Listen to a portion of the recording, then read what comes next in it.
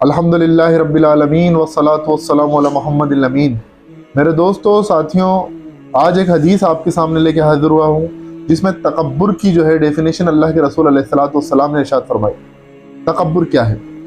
ایک مرتبہ آپ صلی اللہ علیہ وآلہ وسلم نے ارشاد فرمایا کہ تکبر کرنے والا جو ہے جنت میں داخل نہیں ہوگا۔ تو ایک صحابی نے کھڑے ہو کے آپ صلی اللہ علیہ وسلم سے سوال کیا کہ اللہ کے رسول، کسی شخص کا یہ شوق ہو کہ اس کے کپڑے اچھے ہوں اور اس کے جوتے اچھے ہوں تو کیا یہ تکبر ہے؟ تو آپ صلی اللہ علیہ وسلم نے ارشاد فرمایا، نہیں، یہ تکبر نہیں ہے۔ اللہ جمیل ویحب الجمال، اللہ خود جمیل ہے اور جمال کو پسند فرماتا ہے۔ الکبر بطر الحق وغمط الناس، تکبر تو یہ ہے کہ انسان جو ہے حق آ جانے کے بعد اس سے اناد کرے، اس سے منہ موڑے، وغمط الناس، اور جو ہے لوگوں کو حقیر جانے۔ اب اس دو باتوں کے اوپر ہم آج کی گفتگو کرتے ہیں۔ سب سے پہلے حق آ جانے کے بعد اس سے اناد کرے۔ ہمارے یہاں آپ دیکھیں گے تو یہ بہت بڑے پیمانے پر یہ مسلمانوں کے اندر، مسلمانوں کے معاشرے کے اندر یہ بات پائی جاتی ہے، حق آ جانے کے بعد اس سے منہ موڑنا۔ جب بات قرآن اور سنت سے کر دی جائے اور مضبوط اور قوی دلائل کے ساتھ آپ کے سامنے یا کسی انسان کے سامنے بات رکھ دی جائے، اس کے بعد بھی اپنے فرقے، اپنے مسلک، اپنے خاندان کے رسومات، اپنے طور طریقے، ہمارے بزرگ تو یہی کرتے تھے، ہاں اللہ کے رسول کی حدیث ہے لیکن ہمارے تو یہی چلا آ رہا ہے، یہ ہے اصل میں وغمط الناس۔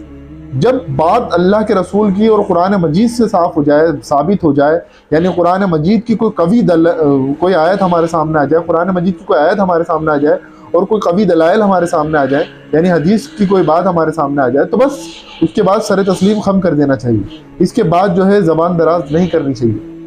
اسی طرح سے وغمط الناس، غمط الناس والا معاملہ بھی ہمارے یہاں بہت عام ہے۔ غمط الناس کو تو لوگ سوچتے نہیں، ہم تو لوگوں کو حقیر نہیں سمجھتے، لیکن جب کسی کو آپ بڑی گاڑی کے اندر، بی ایم ڈبلیو، مرسڈیز، اسی طرح سے اور دیگر کوئی فور ویلر کے اندر جب بیٹھا ہوا دیکھیں گے تو راستے پر پیدل چلنے والوں اور سائیکل پر، بائک پر چلنے والوں کو وہ کتنا حقیر جانتے ہیں کہ یہ تو کچرا ہے، سماج کا کچرا، ہٹو، دھکے دیے جاتے ہیں، انہیں گالیاں تک بک دی جاتی۔ اسی طرح سے کالج، اسکولز اور بڑی کمپنیز کے اندر امپلائی کے ساتھ بھی یہ معاملہ ہوتا ہے۔ جہاں کوئی غریب آدمی ہوتا ہے، غریب آدمی کا بچہ ہوتا ہے، اس کے جوتے پھٹے ہوئے ہوں یا یونیفارم میں پیوند لگے ہوئے ہوں یا اس کا بیگ جو ہے کہیں سے اس کی چین خراب ہو رہی ہو، تو اس کو بھی جو ہے بہت حقیر نظروں سے دیکھا جاتا ہے کہ یہ ہماری سوسائٹی، ہمارے سماج، ہماری پروفائل کا، ہمارے اسٹیٹس کا آدمی نہیں۔ آج کل تو دوستی، یاری اور میل ملاپ بھی ان سے رکھی جاتے ہیں جن کا اسٹیٹس اور جن کا رتبہ تھوڑا سماج میں اونچا ہو۔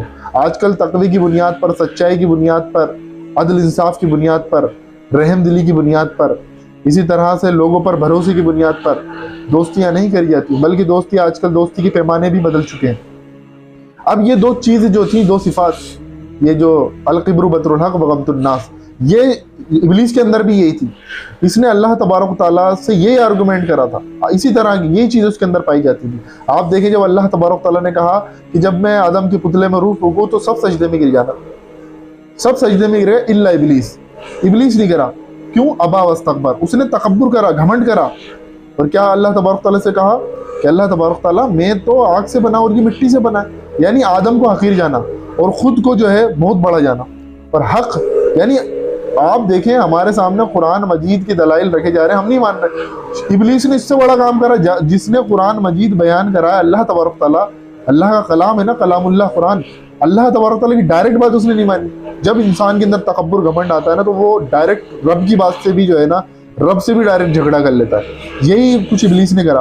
اللہ تبارک تعالیٰ نے صاف کہا کہ جب میں آدم کے پتلے میں روح پھونکوں سجدے میں گر جانا، لیکن اللہ سے آرگومنٹ کر رہا ہے کہ نہیں، میں زیادہ بڑا ہوں، میں زیادہ جو ہوں اس سے رتبے میں بلند ہوں۔ وہ یہ نہیں دیکھ رہا کہ اللہ کا حکم ہے، اور اس نے صرف آدم کو جو ہے نا مٹی سے بنا ہوا جانا۔ انسان کا وجود صرف مٹی سے بنا ہوا نہیں، انسان کا ایک وجود روحانی وجود بھی ہے۔ یہ روح اللہ تبارک تعالیٰ کی طرف سے آئی ہے اور اسے پلٹ کے بھی اللہ کی طرف ہی جانا ہے۔ تو یہ روحانی وجود کو اس نے انکار کرا۔ تو یہ دو جو کیٹیگری ہیں تکبر کی ڈیفینیشن کے اندر، اس سے ہمیں بھی بچنا چاہیے۔ ہمارے اندر بھی بسا اوقات کی چیز دیکھنے کو ملتی ہے۔ رمضان کا مہینہ چل رہا ہے، اپنا احتساب کریں، اپنا جائزہ لیں۔ میں اس لیے ہر ٹاپک کے اوپر ویڈیو بنا رہا ہوں، کبھی تقوی کے اوپر، کبھی رمضان کیسے گزاریں اس کے اوپر۔ آج میں نے آپ کے سامنے تکبر کے اوپر ڈالی، ویڈیو اپلوڈ کر رہا ہوں۔ انشاءاللہ اس کے بعد ایک آدھ اور عنوان آپ کے سامنے لوں گا۔ تو اپنا احتساب کریں، اللہ کے رسول نے ارشاد فرمایا جس نے رمضان کے روزے ایمان اور احتساب کے ساتھ رکھے اللہ تعالیٰ اس کے پچھلے گناہ معاف فرما دیتا ہے. لیکن ایمان اور احتساب کے ساتھ رکھنے ہیں, صرف جو ہے رسم ادا نہیں کرنی.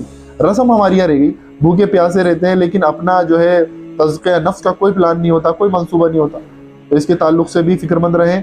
اللہ تبارک تعالیٰ آپ کو سب کو خوش رکھے, ہمیں کہنے سننے کے ساتھ ساتھ عمل کی توفیق عطا فرمائے. وآخر دعوانا ان الحمد للہ رب العالمین.